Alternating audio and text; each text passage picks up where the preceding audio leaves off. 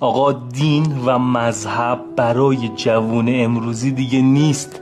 تموم شد این حرفا. اصلا این دین و مذهب و این کتاب ها و ایمان به خدا و الله و اینا از کجا اومده؟ به چه دردی میخوره؟ ماری شیمل استاد دانشگاه هاروارد پاسخش رو میده. یه دنیا یک دریای بسیار طوفانیه و 8 میلیارد انسان کشتی شکستگانی هستند که به تخت پاره‌ای در دل این دریای طوفانی چنگ زده اند. در دل این طوفان و این دریای مواج که هیچ کسی نمیدونه یک دقیقه بعد زنده است یا نه، کسی که دین داره، یعنی کسی که به یک قدرتی بزرگتر از خودش ایمان داره، به یک ریسمان نامرئی متصله. یعنی کسی که معتقد نیست آزاده، اما یک آزادی بیپایه با هر موجی در دل این طوفان به در و دیوار میخوره و یونگ اسمش رو میذاره اضطراب بیپایان. انسانی که معتقد نیست ریسمانی نداره و انسانی که ریسمانی نداره مضطربه.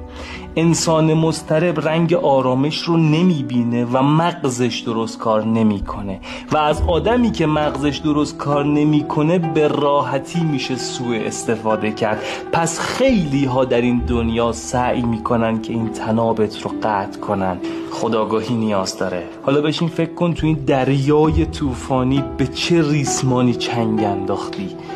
اصلا ریسمانی داری؟